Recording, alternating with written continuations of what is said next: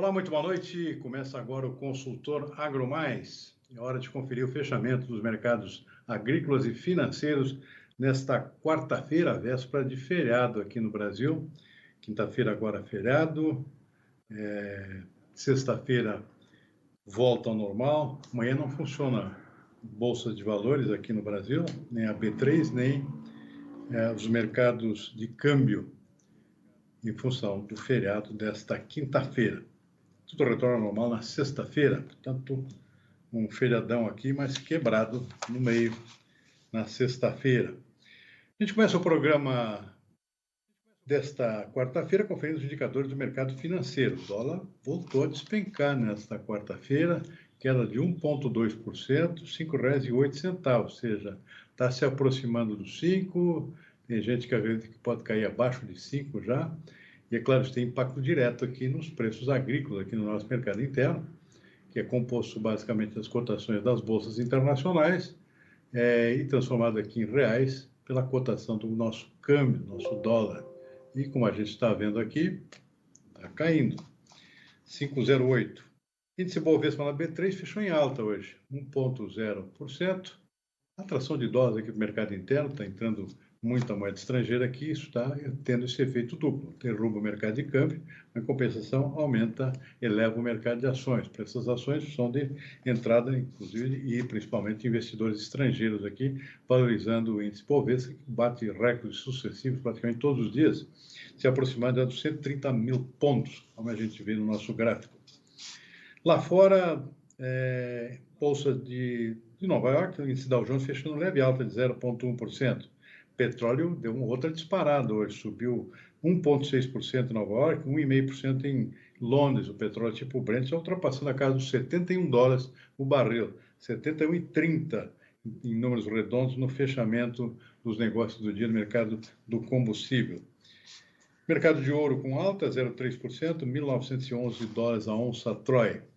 Vamos para o nosso mercado de commodities agrícolas. Vamos para o fechamento das bolsas nesta quarta-feira. Bolsa de Chicago, soja voltou a subir hoje, boa parte puxada pelo óleo. O óleo deu uma disparada, o óleo de soja aí. O mercado de óleos vegetais está muito aquecido, aperto na oferta aqui, 5,2% o aumento do óleo de soja em Chicago nesta quarta-feira. Uma disparada. E a soja em grão acabou correspondendo a esse empurrão do óleo, subiu 1 ponto percentual, incluindo também preocupações com o clima seco nos Estados Unidos, um pouco de atraso aqui no andamento do plantio, ou seja, está até adiantado em relação ao histórico, mas abaixo da expectativa dos analistas, segundo um levantamento divulgado nesta terça-feira, ontem, pelo Departamento de Agricultura dos Estados Unidos. Então, a soja teve um empurrão para cima hoje em função desses fatores. No milho aconteceu o oposto. Ontem o milho deu uma disparada de 5 pontos percentuais no encerramento dos negócios de Chicago. Hoje, um dia de realização de lucros. O preço subiu tanto que o pessoal resolveu vender um pouco, até porque a situação das lavouras americanas, diferentemente da soja, está melhor. O plantio avançando muito mais rápido, condições gerais das lavouras estão relativamente boas.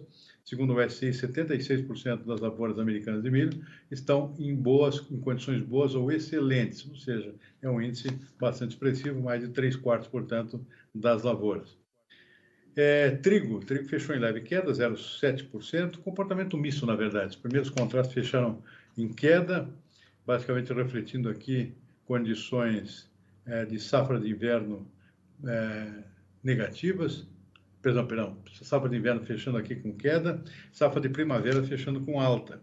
Então, foi um fechamento misto.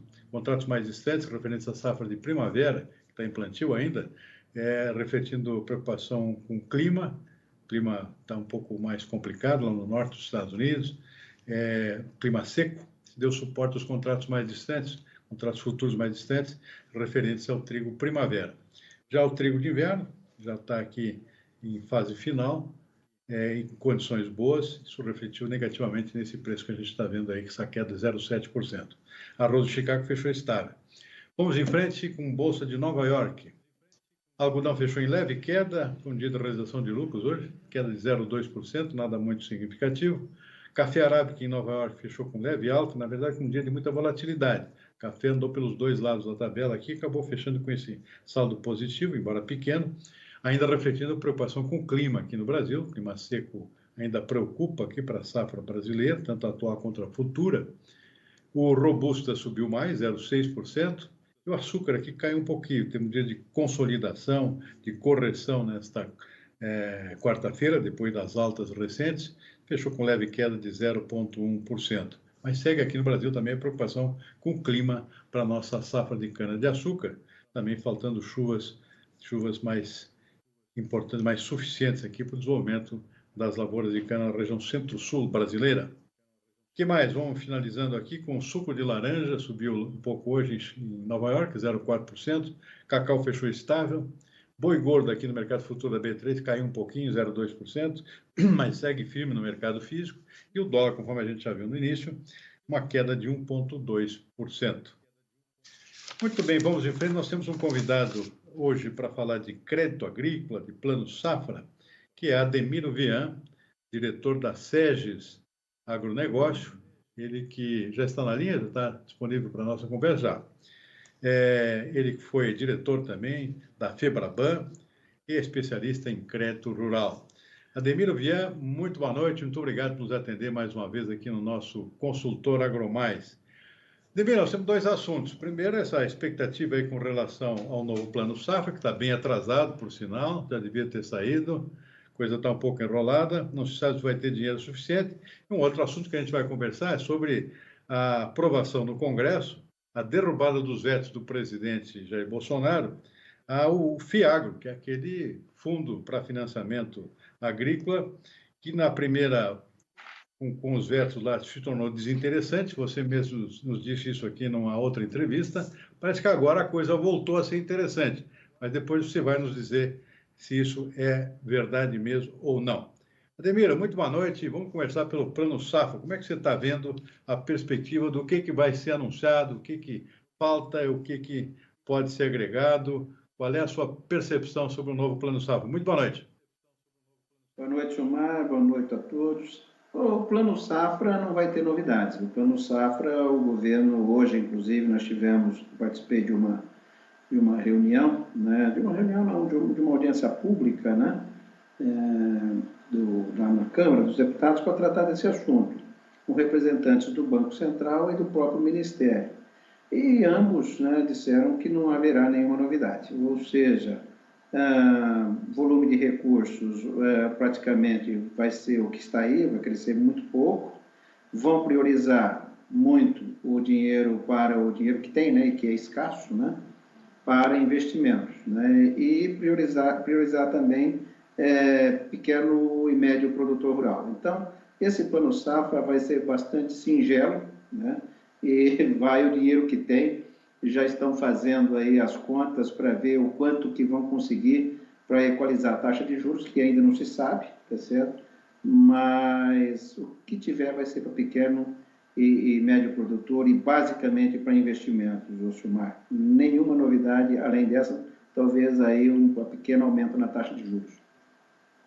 Pois é, há uma demanda, na verdade, de um aumento no volume, especialmente para custeio, porque a tendência é de um forte aumento na área de plantio, para praticamente tudo que é produto. Soja está bem estimulada com preços altos, milho também, mais ainda, algodão também está com preço bom, arroz também, ou seja, se depender da vontade do produtor, aumenta tudo, se tiver área disponível.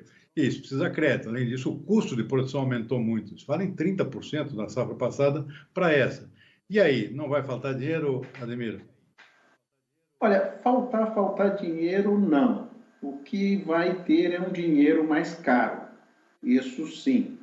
Por quê? Porque o depósito à vista nos bancos cresceu bastante, né? Então, você diria, bom, se cresceu bastante pela pandemia, teve um volume significativo que o governo colocou de dinheiro no mercado, tudo isso acabou gerando depósito à vista nos bancos.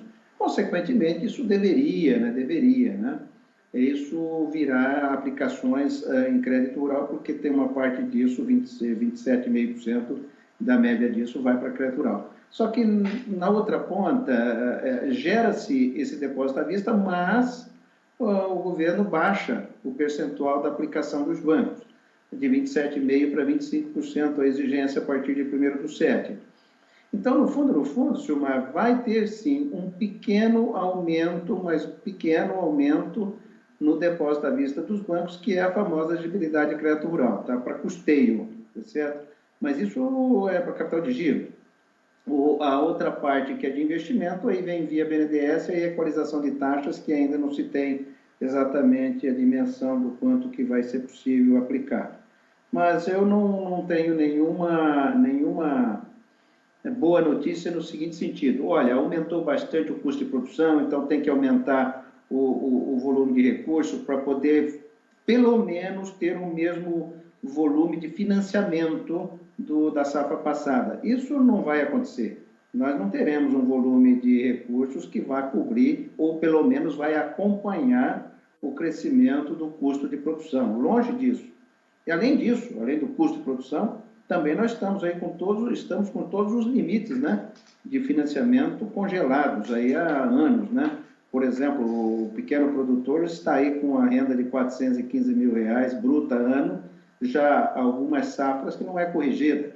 E todos os outros limites de crédito já estão aí há 2 ou 3 safras que não são corrigidos.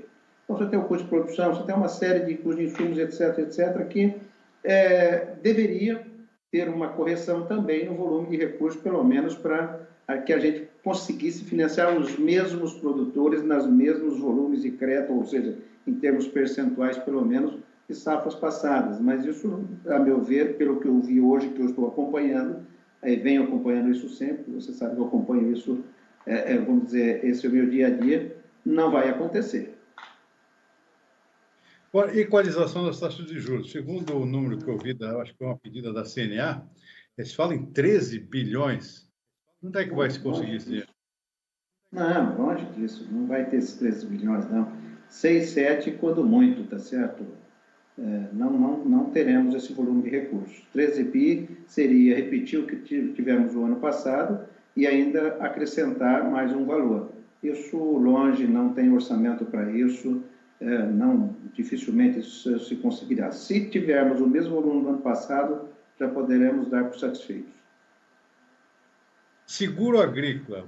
Sabe que a demanda está aumentando, né? Quebrou a safra de milho, está uma preocupação muito grande com o clima. A gente tem sentido aqui um interesse maior em seguro por parte dos produtores. E aí, a pedida, se não me engano, era pelo menos aquele 1 bilhão e 600, que já era pedido no ano passado. Vai haver esse dinheiro, Ademir? O seguro talvez, de todo o plano safra, é o que deve ter o maior crescimento de volume. Por que de recursos, né? Volume de recursos. Por quê? Porque na medida em que o governo vai tirando o dinheiro subsidiado, vai aumentando o dinheiro privado a custos mais altos.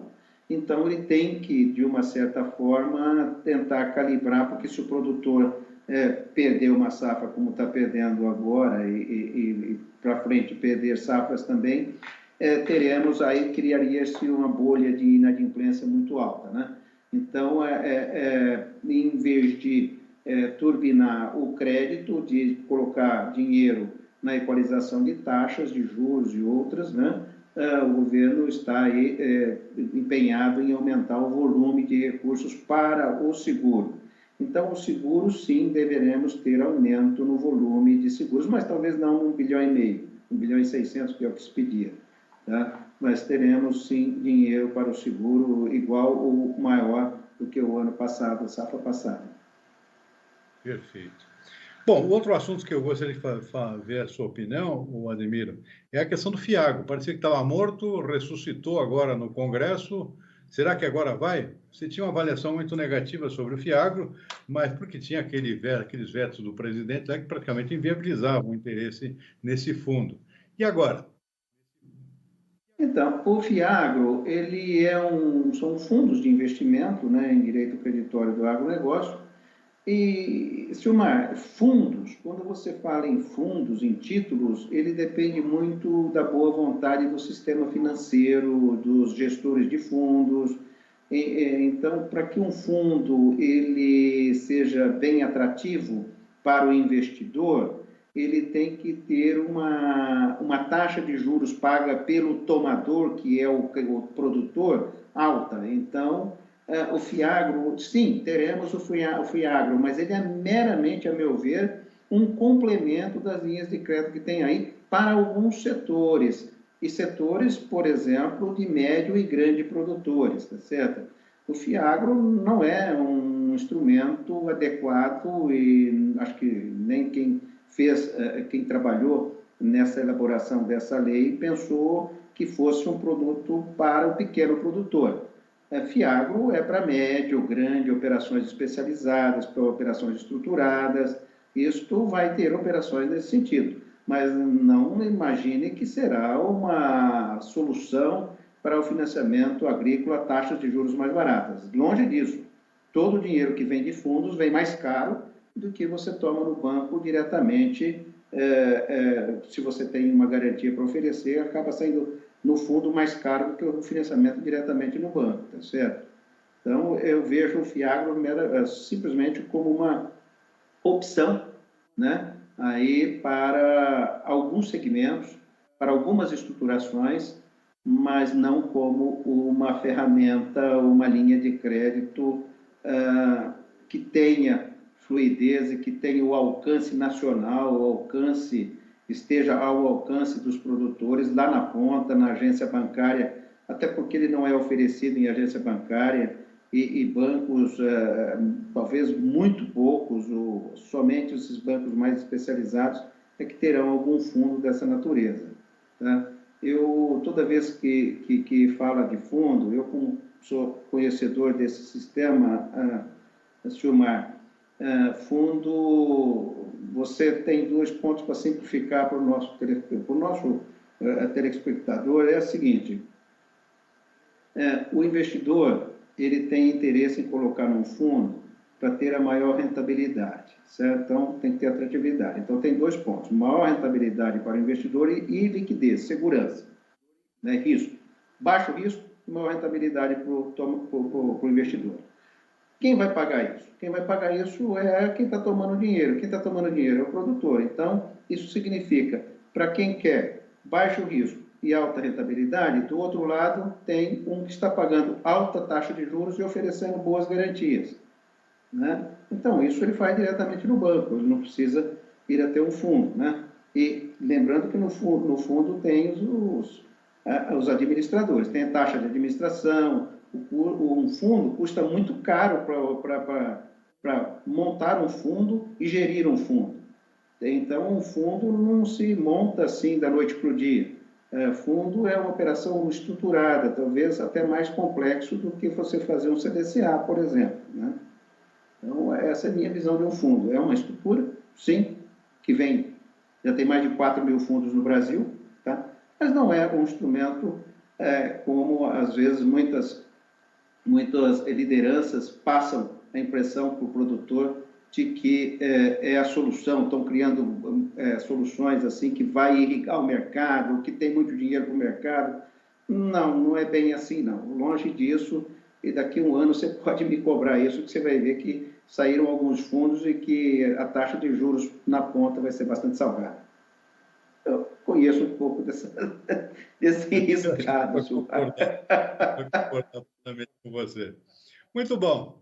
Conversei com Ademiro Vieira, diretor da SEGES Agronegócio, ex-diretor da FEBRABAN, especialista em crédito rural, nos atendendo aqui gentilmente, como sempre faz, mais uma vez. Ademiro, muitíssimo obrigado pela participação no nosso programa e uma boa noite, um bom feriado e até uma próxima oportunidade. Obrigado, hein?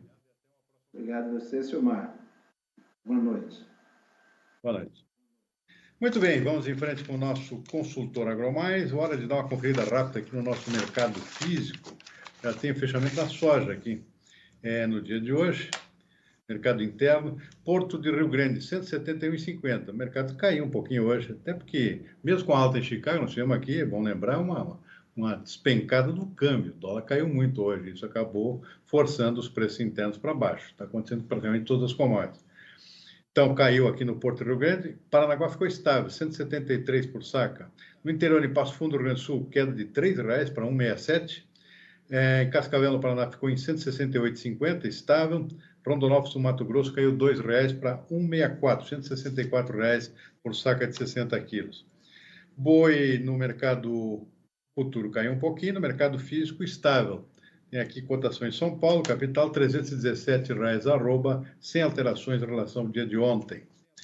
Muito bem, vamos em frente, que tem mais notícias. A gente falou em Plano Safra, e hoje realmente foi o debate lá no Congresso. Vamos dar uma olhada aqui, o que está se discutindo em termos de orçamento para o Plano Safra, vamos ver se agora vai, está atrasado, mas finalmente agora, pelo menos em termos de orçamento, a coisa está resolvida, com a votação no Congresso, realizada ontem, e agora pode ser que a coisa saia. Vamos ver a opinião de alguns entrevistados aqui pelo nosso canal, em relação à expectativa com relação ao novo Plano Safra. O Plano Safra é a principal política de crédito pública para os agricultores. E após o atraso nas discussões sobre o orçamento da União, finalmente ele começa a sair da turbulência. O governo federal entendeu e encaminhou ao Congresso Nacional um PLN, o PLN 4, para recompor esse orçamento. Importantíssimo a aprovação desse PLN 4, que não só recompõe os recursos necessários para o Plano Safra biênio 21-22, como libera de forma imediata a contratação de crédito pelos agentes financeiros. A expectativa é que o plano para o biênio 2021-2022 seja anunciado na terceira semana de junho. Mas o diretor do Departamento de Crédito e Informação do Ministério da Agricultura, Wilson Vaz, avalia que é possível que as negociações prossigam até o próximo dia 30. O novo plano deveria entrar em vigor no dia 1º de julho. A expectativa da gente em relação ao PLN 4, que felizmente foi aprovado ontem, né? Aí estamos aguardando a sanção. Eu imagino que a STN, até para desbloquear aí as operações do Plano Safra em curso, precisa dessa sanção, né?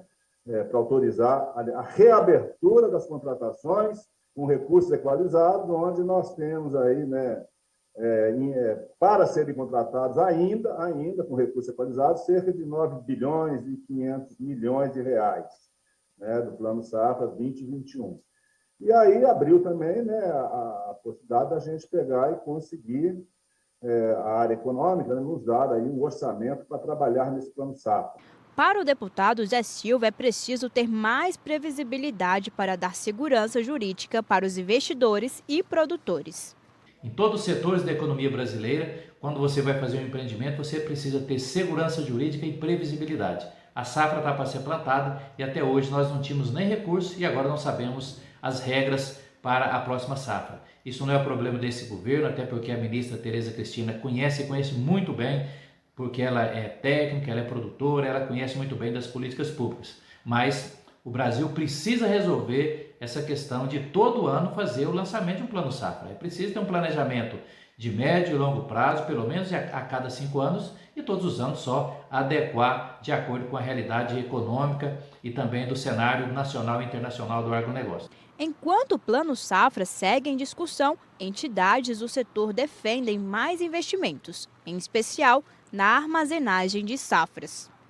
Por isso, hoje, a ProSoja Brasil, juntamente com as demais AproSojas, defende um plano de governo hoje para se fazer uma expansão muito grande em armazéns ou armazenagem a nível de propriedade, principalmente em regiões como o próprio Centro-Oeste, que as áreas crescem muito, o próprio Mato Piba, o próprio Pará, o norte do país, que demanda por esses armazéns. Muito bem. Bom, novidades aqui sobre a safra de trigo, realmente se confirmando cada vez mais aqui uma quebra bastante acentuada por falta de chuvas, né? Safra de milho que está em andamento nesse momento, a segunda safra, a safra principal, já sofreu aqui uma nova revisão anunciada pela Stonex, a empresa de consultoria americana com atuação no Brasil. E sobre esse assunto eu conversei hoje com um analista de inteligência de mercado da Stonex, o João Lopes, confirma aqui uma quebra bastante acentuada, cerca de 12 milhões de toneladas perdidas, pelo menos nas contas atuais. Vamos ver o que ele fala sobre qual é a estimativa de produção nesse momento. Divulgamos nossos novos números para a safra 2021 de milho do Brasil. E justamente o destaque foi essa revisão na safrinha, que passou de 72,7 milhões de toneladas que a gente esperava no último, né, na nossa última estimativa, para 62 milhões, né, um corte bem expressivo.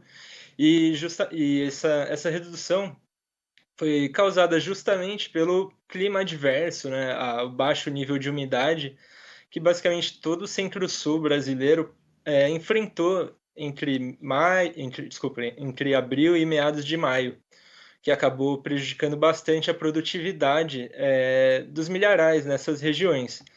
Centro-Oeste, Paraná tiveram vários prejuízos consideráveis, são as principais regiões produtoras, e isso impactou muito na produção esperada, né, para essa próxima safrinha. Em termos totais, nossa estimativa está em 89,7 milhões de toneladas. Né? Em comparação com a última, na nossa última estimativa, o número estava em torno de 100 milhões, e sendo que no começo do ano a gente esperava algo em torno de 109 milhões, né, para a safra total. Então, essa expectativa foi cada vez mais sendo reduzida, e agora, né, esse patamar aí em torno de 90 milhões seria o menor desde 2017 e 2018, o que mostra essa baixa oferta que deveremos ter, né, na safra atual. Muito bem, com isso nós vamos encerrando o nosso consultório AgroMais desta quarta-feira, amanhã é feriado. Uma boa noite, portanto, e até a próxima edição.